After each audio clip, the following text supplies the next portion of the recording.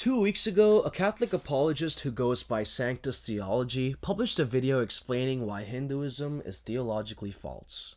Now, I don't make videos like this often, but I'm going to respond point by point to show you exactly where his argument fails, because it is good to defend your faith every now and then. First, I want everyone to notice something crucial. Their entire critique of Hinduism targets one Hindu philosophical school, Advaita Vedanta, then treats that as if he's refuted all 3,500 years of Hindu theology. This is like someone saying, I'll refute Christianity, and then spending the whole video attacking Jehovah's Witnesses. Even though you acknowledge Catholics, Orthodox, and Protestants exist. I'll also demonstrate how their argument is reliant on a fallacious category error that they later try to brush off as some sort of inherently flawed Hindu principle of religious pluralism. Now, in the outset of their video, just to recap, they said there are over 1 billion Hindus, and as Christians, we need to understand what they believe and where their religion makes serious errors. Right away, we have the first major problem, because there is no single Hindu religion with one set of beliefs. Hinduism is not comparable to Catholicism.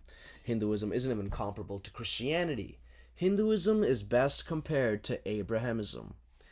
Under Abrahamic religions, you have Judaism, who are Unitarian and Torah-centered. You have Christians who are Trinitarian and believe Jesus is God incarnate, one of the members of the Holy Trinity. And you have Islam that believes in strict Unitarianism. God is one and indivisible. And ideas like the Trinity is considered shirk in Islam, an unforgivable sin for assigning partners to Allah. Now, all three claim the same God historically, but teach mutually incompatible core doctrines. Jews say Christians commit idolatry by worshipping a man. Muslims say Christians are polytheists. Christians say both are damned for rejecting Jesus. Now imagine someone said, I'm going to refute Abrahamism, and then spent a video essay only targeting Calvinist predestination. And then from that reaching the conclusion that yes, Judaism, Catholicism, and Islam are false. One rational person would immediately object, you didn't refute Abrahamism, you refuted one theological stream inside of one branch of one sect, and so on and so forth. And in this example, it's a straw man version of that one particular sect as well. And I will demonstrate that. Hinduism already contains Advaita Vedanta by Shankara, the ideas for non-dualistic monism. But it also contains Vishishtadvaita, which is qualified non-dualism by Ramanuja. And then we have Dvaita Vedanta by Madhava, which is strict dualism. God eternally distinct from souls and the worlds. Now, these schools disagree on fundamental metaphysics as sharply as Catholics and Jehovah's Witnesses do. So when one says Hinduism teaches X, you need to ask which school, which tradition, which lineage, and this isn't rigorously addressed. And next, they misrepresent what Atman is supposed to be even in Advaita Vedanta. They say, the Upanishads teach that Atman, your soul, is Brahman, therefore you are God. But you change and God doesn't, therefore this is absurd. But this is just evidence that they haven't actually read the text that they're critiquing. Because you're confusing two different aspects, Jiva or Jiva Atman, the individual soul, your ego, personality, the changing self. And there is a Param Atman or Atman Sakshi, not Atman Jiva, which is the witnessing consciousness, the unchanging divine witness, which is eternally within you. Now let me show you this from the Upanishads themselves. In the Mundaka Upanishad, book 3, chapter 1, verse 1, there's this famous two birds analogy where it shows your soul is like a tree with two branches. One has the jiva that indulges in pain and pleasure and making choices, and on the other branch you have the witnessing bird, Atman Sakshi, observing without attachment and unchanging. Both are in you, but they're not the same entity. So when Advaitans say Atman is Brahman, it means the witnessing consciousness shares Brahman's essence, not that your personal ego or personality or Jiva is God. Advaita explicitly uses different terms, Jiva Atman and Param Atman. So Sanctus's argument's really attacking a straw man. He says Hindus claim your changing ego is God, which contradicts immutability, whereas we say your changing ego is not God. The unchanging witness that is divine within you is God. And this isn't a new invention, this is basic Upanishadic reading. The two birds images was one of the oldest and most famous passages in Hindu scripture. If you're going to critique Advaita, you need to understand what Atman actually means in their system. Now, on to their next straw man and their claim that, Maya unanimously means illusion, or that the world's an illusion.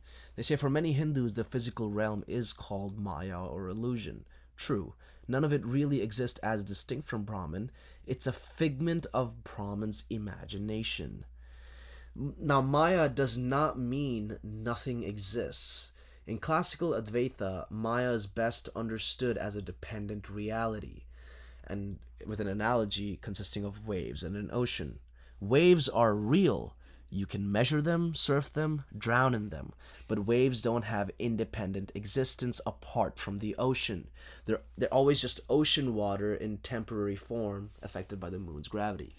Saying wave is ocean doesn't deny, like saying the waves are the ocean, it doesn't deny waves exist.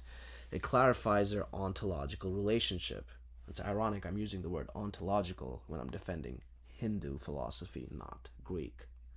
That's what Maya means in sophisticated Advaita philosophy.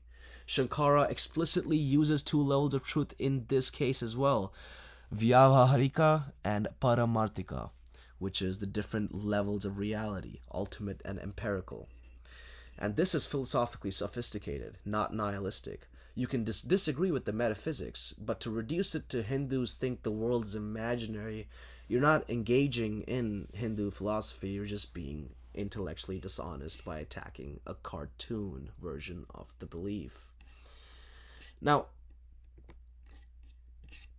with the idea of Hindu exclusivity and, the idea that Hinduism allows for different paths, they say Hinduism teaches religious pluralism, many paths to liberation, which contradicts God as truth, since God cannot promulgate false religions. Now, this is the heart of the critique, and I believe the deepest flaw of the critique. The factual correlation, not all Hindus schools teach pluralism, is completely missed. When we say Madhava's Dvaita Vedanta, that only Vishnu grants liberation and other deity worship gives temporary results, it is exclusivist if you understand the idea of the Shreyas and the Prayas. It says in the Katha Upanishads that the path of the Prayas is one who chooses worldly pleasures. And in doing so, the god of death tells sage Nasiketas that if you choose this path of pleasure, you will return again and again and again. Whereas the path of the Shreyas is ultimate liberation and having a relationship with God, having a continued existence with God after your death. And this is the path of the Shreyas, or path of enlightenment, as opposed to immediate pleasure and gratification. Now, they make a point about Hindu miracles as opposed to Christian miracles. This just proves that this is ignorance or dishonesty from the opposition or the Christian side, because there are documented and extensive miracle claims within Hinduism. Examples like Shirdi Sai Baba, Ramakrishna, Sri Ramakrishna, Ramana Maharshi, who died in 1950, and we have British officials who are witness to these alleged miracles. And just to note that there is no doctrinal prescription where we must believe in miracles to believe in the wisdom and the truth of God. Now, if we apply the same standards, if you want to look for the Christian miracle to the Red Sea parting, you will find no archaeological evidence. If you want evidence for the miracle of Jonah becoming a fish, we know that's biologically impossible. If you want evidence for the miracle of the virgin birth, we have no independent verification but the Gospels itself. And if you want evidence for the resurrection, we have to rely on traditional testimony of the people, which is the exact same criteria Hindu miracles stand on today: testimony and traditional transmission. So, I don't know, I mean, it seems like a double standard to claim Hindu miracles don't have historical basis while your own religion has the same standard or same level of proof.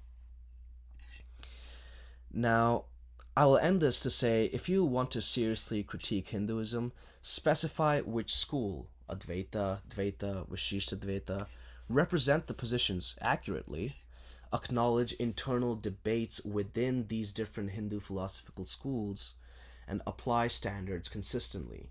Then you can realize calling someone or calling the religion of Hinduism false doesn't make sense, because it's a grouping of different beliefs altogether. And the reason people have gotten comfortable with calling Hinduism contradictory is because we don't have the tradition of condemning heretics, burning witches, or burning books that have teachings that are otherwise given to us from our Shastras.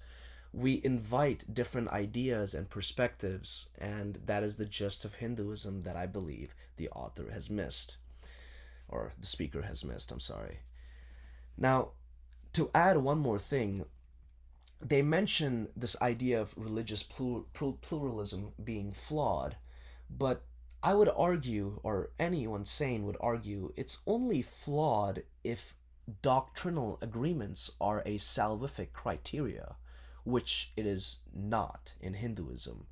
In Hindus, we don't believe in condemning someone who has their own personal view of God, because it's futile to do so. How are we going to imagine the vastness of God and try to limit him with our own constructs in our minds? And what's ironic is Christians use this argument when trying to convince Jews and Muslims that God can become man. That's not logically contradictory. But then now the Christian apologist wants to abandon that idea and now suggests that religious pluralism is logically contradictory, assuming they know exactly how God functions. And I'm sorry, you're just not going to find Hindus who agree with that take. What unites Hinduism is its commonality of adhering to simple principles like ahimsa and a general goal of reducing or minimizing human suffering. We believe in community, and we have different beliefs of God. One's including personal devotion and strict adherence to the scriptures. So that's about all I have to say for this video. Thank you all for watching, and Jai Bhagwan.